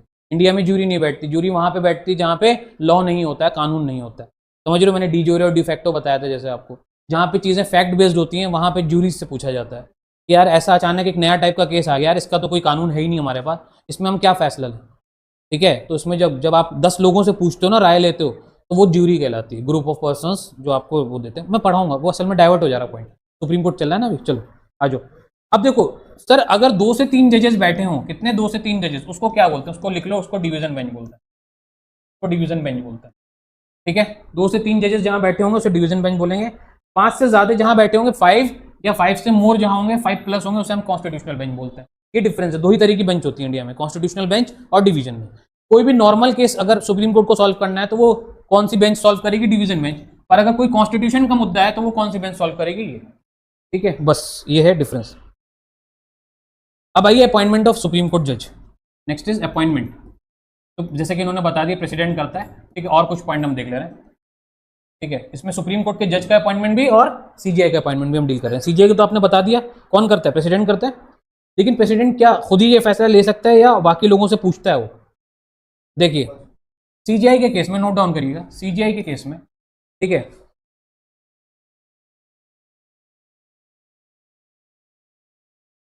सीजीआई के केस में प्रेसिडेंट अपॉइंट करेगा, ये तो पता है आपको, ठीक है। लेकिन वो एक बार कंसल्ट करेगा, पूछेगा, राय लेगा, और ये राय कंपलसरी है, लेना ही लेना है उसको। कंसल्ट करेगा सुप्रीम कोर्ट के अदर जजेस से, जो उस टाइम अदर जजेस बैठे हुए हैं ना सुप्रीम कोर्ट में, उनसे पूछेगा कि मैं आप में से इस बंदे को, वन ऑफ आप ही से एक बंदे को क्या बना रहा हूँ, सीजीआई बना रहा हूँ। तो क्या आप लोग सहमत हैं? अगर सारे जजेस जो 33 जजेस हैं, वो 33 जजेस इनके नाम पे सहमत है, देन ही वो बंदा अपॉइंट होगा सीजीआई। अगर कोई भी एक भी असहमत है ना, तो वो बंदा अपॉइंट नहीं होगा, ठीक है। नॉर्मली क्या होता है, अगर मैं नॉर्मली बात करूं तो ये वाला प्रोसीजर अब फॉलो नहीं किया जाता है। अब प्रोसीजर क्या फॉलो किया जाता है कि जो सीनियर मोस्ट है, जो सुप्रीम कोर्ट में इस टाइम सीनियर मोस्ट जज है, सीनियर मोस्ट जज है, यानी जो एज में, यानी मान लो कि एज कितनी 63 हो रही है, 65 पे इनका रिटायरमेंट होता है, तो पता होगा सुप्रीम कोर्ट के जो सीजीआई हैं, चीफ जस्टिस जज हैं, उनका रिटायरमेंट कितने पे होता है, 65 पे होता है, याद रखना। तो मान लो 65 पे तो रिटायर ही हो जाएंगे, लेकिन कोई सीनियर है जो 63 साल का है, ठीक है, और उसके बाद जो दूसरा है वो 62 साल का है, पहले किसको प्रेफरेंस दी जाएगी, 63 सीनियर मोस्ट जज को। या फिर सीनियर ऐसे नहीं, ऐसे भी कैलकुलेट किया जाता है, 2-3 तरीके होते हैं कि ज्यादा केसेस किसने सॉल्व कर रखे।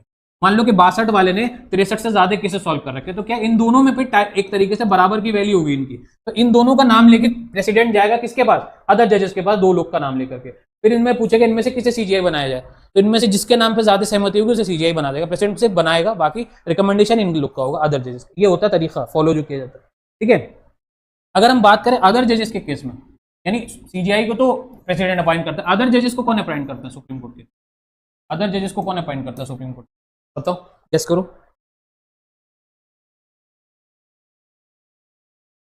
वही सेम प्रोसेस है बेटा, प्रेसिडेंट ही से पूछा जाएगा, मतलब प्रेसिडेंट ही करेगा, अपॉइंटमेंट तो सब प्रेसिडेंट ही करता है।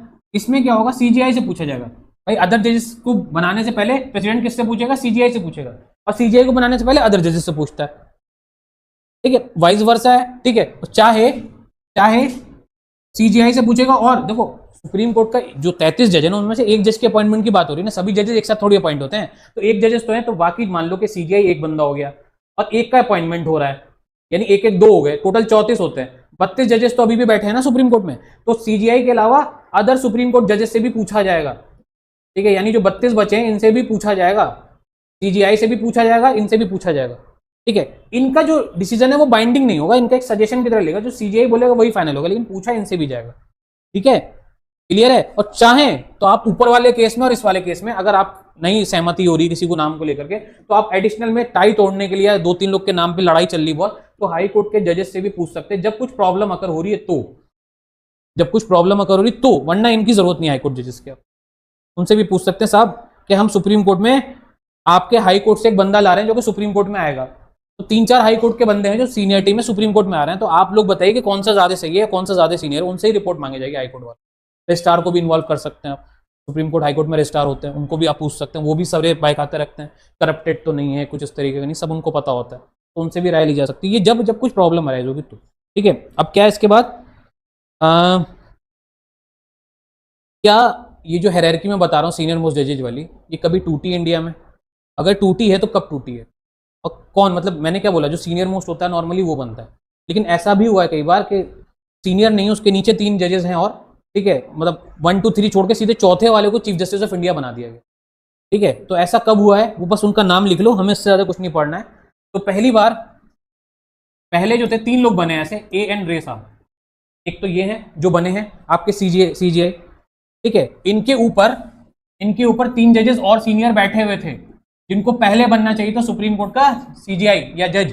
ठीक है, पर उन 3 को छोड़ के चौथे नंबर पे थे, इनको सीधे प्रमोट कर दिया गया था डायरेक्ट। भाई किससे, प्रेसिडेंट का डिस्क्रिप्शन है, प्रेसिडेंट भाई कंसल्ट तो करता है लेकिन फाइनल कॉल ले सकता है, या सीजीआई को कन्विंस करके भी ले सकता है, लेकिन इस टाइम पे थी इंदिरा गांधी, जबकि बात मैं कर रहा हूँ, इंदिरा गांधी किसी की सुनती नहीं थी, इंदिरा गांधी ने अपनी बात मनवाती थी। ठीक है, मैं जो बोल रही हूँ वही होगा, तो सब लोग उनसे डरते थे, तो इंदिरा गांधी ने सीजीआई की कंसर्न ले ली, साइन करा ली। कैसे कैसे किसको, सीजीआई, नेक्स्ट सीजीआई जो अपॉइंट किया, नेक्स्ट सीजीआई बाकी सुप्रीम कोर्ट के जो जजेस थे उनको धमका दिया और बोला कि भाई ऐसा है कि ये मुझे पसंद है, ए एन रे साहब मेरे क्लोज हैं, तो ए एन रे साहब सीजीआई बनेंगे अगले। ए एन रे साहब बने थे, कब बने थे, 1973 में। ये पहली बार कब हुआ था ऐसा कि सीनियर मोस्ट ना बन के उसका जूनियर बंदा बन गया था सीजीआई।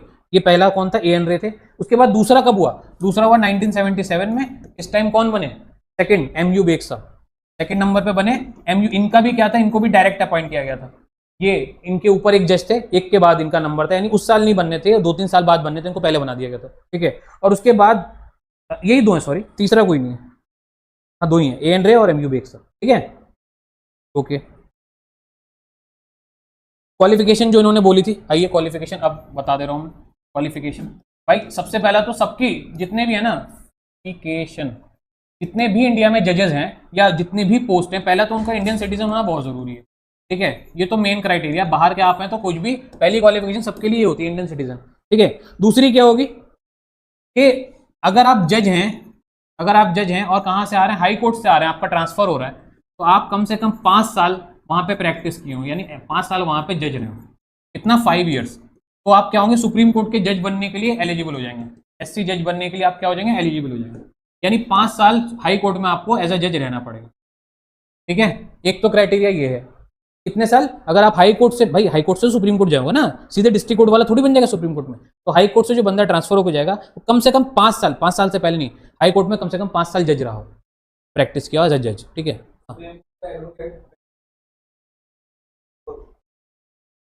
फिर मलिक आगे भागे, वही पॉइंट पे आ रहा था बेटा, मलिक बहुत तेज गाड़ी है तुम्हारी, अच्छी बात है तुम्हारी तैयारी है, मुझे जो पता चल रहा है। ठीक है, अगला पॉइंट क्या है, देखो अगर आप एडवोकेट हैं बेसिकली हाई कोर्ट के, तो ये क्राइटेरिया सुप्रीम कोर्ट में भी लग जाएगा ऑटोमेटिक। दे क्या रखा, अगर आप हाई कोर्ट के एडवोकेट हैं और आपने 10 साल हाई कोर्ट में एज एन एडवोकेट प्रैक्टिस किए, तो आप अप्लाई कर सकते हो सुप्रीम कोर्ट जज के लिए। तो वकील से आपको जज बनना है तो 10 साल, same goes with supreme court के भी, अगर आप एडवोकेट है तो भी आप अप्लाई कर सकते हो, उसके लिए भी 10 साल का क्राइटेरिया। लेकिन ऐसा दे नहीं रखा है बुक्स में, दे हाई कोर्ट वाला रखा है, लेकिन ये ऑटोमेटिक अप्लाई हो जाएगा, जब हाई कोर्ट वाला अप्लाई कर सकता है सुप्रीम कोर्ट वाला क्यों नहीं कर सकता। ठीक है, बेसिकली। उसके अलावा एक वर्ड है डिस्टिंग्विश जूरिस्ट, ये कौन, इसको अपॉइंट करता है प्रेसिडेंट डायरेक्ट, प्रेसिडेंट इसको डायरेक्ट अपॉइंट कर सकता है सुप्रीम कोर्ट जज में, डायरेक्ट अपॉइंट होता है ये। मतलब इसको किसी जजेस से नहीं पूछेगा, किसी से नहीं पूछेगा इसके केस में सिर्फ, ठीक है। और इसको डायरेक्ट क्या बना देगा, डायरेक्ट सुप्रीम कोर्ट का जज बना देगा बिना किसी एक्सपीरियंस के। मतलब एक्सपीरियंस इसमें कुछ भी नहीं चाहिए, 5 साल 10 साल नहीं चाहिए। डिस्टिंग्विश्ड जूरिस्ट कौन होते हैं, ऐसे लोग, ठीक है, ऐसे लोग जो, ऐसे पर्सन जो अपने फील्ड में महारथी हो, अपने फील्ड के एक्सपर्ट हो, फील्ड एक्सपर्ट। जैसे मान लो हिस्टोरियन है, हिस्ट्री बहुत अच्छी जानता है और क्या है भाई, भारत रत्न या कुछ भी अवार्ड मिला हुआ उसको फॉर एग्जाम्पल। तो इस तरह का कोई आदमी जो अपनी फील्ड का बड़ा मशहूर है, प्रेसिडेंट उसे डायरेक्ट अपॉइंट कर सकता है, लाइक पार्लियामेंट में जैसे नॉमिनेट कर सकता है। सेम यहाँ पे सीधे उठा के, ना ये हाई कोर्ट में प्रैक्टिस की कभी, ना ही डिस्ट्रिक्ट कोर्ट में, इनको सीधे उठा के सुप्रीम कोर्ट का जज बना दिया जाएगा। ऐसा हुआ है क्या सर कभी? अभी तक नहीं हुआ है, हुआ कभी नहीं है, लेकिन कानून है, बना सकता है कभी भी कोई प्रेसिडेंट। अगर प्रेसिडेंट मुझे चाहे, अगर मैं बहुत एक्सपर्ट हूं अपनी फील्ड का, मुझे उठा के सीधे सुप्रीम कोर्ट का जज बना सकता, उसका डिस्कशन है, कोई कुछ बोल नहीं सकता। लेकिन मैं कभी सीजीआई नहीं बन पाऊंगा, मैं कभी सीजीआई नहीं बन पाऊंगा, सुप्रीम कोर्ट का जज बन के वहीं से रिटायर हो जाऊंगा 65 के जो, मतलब ये है, मैं सीजीआई के लिए अप्लाई कर ही नहीं सकता इसमें, ये है। लेकिन इंडिया में आज तक ये हुआ भी नहीं है, लेकिन लॉ बना हुआ, सही है। अगला क्या है, तुम्हारा वाला क्वेश्चन आ गया नहीं है, तुम जो क्वेश्चन कर रहे थे, क्या कर रहे थे? हाँ वो बता दिया मैंने क्वालिफिकेशन आपको। ओथ, शपथ कौन दिलाता है जज, प्रेसिडेंट इसको, जज को ओथ कौन दिलाता है? सुप्रीम कोर्ट के जज को ओथ कौन दिलाता है? प्रेसिडेंट दिलाता है, ठीक है। ओथ कौन, शपथ कौन दिलाता है? प्रेसिडेंट, ठीक है, पहले दिन। और क्या है, रिटायरमेंट एज मैंने बता दिया आपको, 65 साल है, ठीक है। अपॉइंटमेंट एज क्या है, देखो रिटायरमेंट इनका होगा 65 पे, चाहे जज हो सुप्रीम कोर्ट का या फिर सीजीआई हो, दोनों को, एससी जज या फिर सीजीआई, 65 साल पे, ठीक है। अपॉइंटमेंट कब होगा? अपॉइंटमेंट की कोई डेट नहीं होती है, अपॉइंटमेंट की कोई डेट नहीं होती है, लेकिन नॉर्मली 35 साल के ऊपर वाले को अपॉइंट किया जाता है। मैं आपको एक बात बता दूं बस, एक्सेप्शनल, अगर इसका क्वेश्चन आ गया और उसमें ऑप्शन दे रखे हैं, नन नहीं दे रखा है, तो आंसर 35 होगा। वैसे ऐसा कोई लॉ है नहीं, पर अगर आ गया तो मैंने वो भी बता दिया, 35 आंसर होगा अगर दे दिया तो, क्योंकि 35 से पहले कोई भी हाई कोर्ट के लिए एलिजिबल नहीं होता है। हाई कोर्ट का किसी को एग्जाम देना है तो 35 से शुरू होता है, और हमने पढ़ा कि हाई कोर्ट से जज, अगर आप हाई कोर्ट का 35 पे एग्जाम निकाल लेते हो, ठीक है, तो फिर हाई कोर्ट में जज आप कब बनते हो? हाई कोर्ट से सुप्रीम कोर्ट 5 साल कम से कम, यानी 35 से 5 साल और जोड़ो, तो यानी कि 5 साल प्रैक्टिस जो मांग रहा है यहाँ पे सुप्रीम कोर्ट के लिए, आप कब अप्लाई कर सकते हो? यानी कि 40 पे, यानी 35 से 40 की एज के बीच वाला सुप्रीम कोर्ट में अप्लाई कर सकता है। लेकिन होगा नहीं, होगा कब? 40 के ऊपर ही होगा, ऐसी कोई डेट नहीं दे रखी। लेकिन 40 से कम वाला तो अप्लाई कर ही नहीं सकता, 35 वाला अप्लाई कर सकता है, होगा नहीं, लेकिन 40 से कम वाला तो अप्लाई भी नहीं कर सकता, वो सॉरी 40 से कम वाले का होगा नहीं अपॉइंटमेंट। समझ रहे हो कैसे मैंने जोड़ा? तो ये एक तरीका है। अगर आप सोच रहे हैं कि सर क्या मैं 32 में हाईकोर्ट का जज बन सकता हूँ, 32 में हाईकोर्ट के जज नहीं बन सकते, अनलेस आपने डिस्ट्रिक्ट कोर्ट का एग्जाम 20 साल में निकाल दिया। डिस्ट्रिक्ट कोर्ट यानी छोटी कोर्ट जो, उसका आपने 20 साल में एग्जाम निकाल दिया, कम से कम 10 साल आपको यहाँ पे प्रैक्टिस करनी होगी। रिकॉर्ड अगर आपका अच्छा हुआ तो आप 30 पे कहाँ हो गए? हाई कोर्ट में हो गए। और अगर आप हाई कोर्ट में 30 में हो तो हाई कोर्ट से आपको 5 साल का एक्सपीरियंस चाहिए जब आप सुप्रीम कोर्ट जा सकते हो। यहाँ पे आप 35, तभी मैंने बोला कि 35 से 40 के बीच में बंदा हाई सुप्रीम कोर्ट पहुंच सकता है। 35 में पहुंचने के लिए उसे डिस्ट्रिक्ट कोर्ट का एग्जाम निकालना पड़ेगा, और हाई कोर्ट से जाना चाह रहा है तो हाई कोर्ट में उसको कम से कम 40 तक या 35 के बीच में उसे एग्जाम निकालना। समझ गए? ऐसी कोई एज दे नहीं रखी। अब हम आगे चले।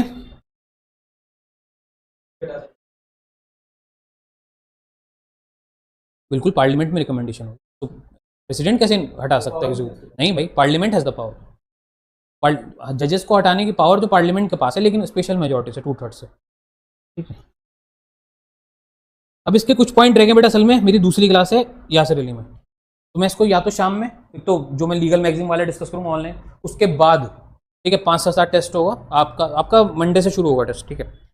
तो उसके बाद या तो मैं इसका बचा हुआ टॉपिक तुम ऑनलाइन ज्वाइन कर लेना, मैसेज कर दूंगा वहाँ पे कंप्लीट, इसको मैं आज ही कंप्लीट करूँगा, हाई कोर्ट भी कंप्लीट करा, ठीक है, चाहे रात के 9 बज जाए 8 बज जाए वहाँ पे, नहीं तो अब मैं आज ही करूँगा, कल दूसरा टॉपिक हम टेकअप करेंगे। इसमें मैं सारी चीज़ें पढ़ा दूंगा, ट्रिब्यूनल क्या होती है, फैमिली कोर्ट क्या होती है, जितनी भी हैं वो सारा मैं ही पढ़ाऊंगा। कल हमारा जो रैंडम टॉपिक होगा जैसे नीति आयोग क्या होता है, ये सारी चीज़ें मैं कल पढ़ाऊंगा।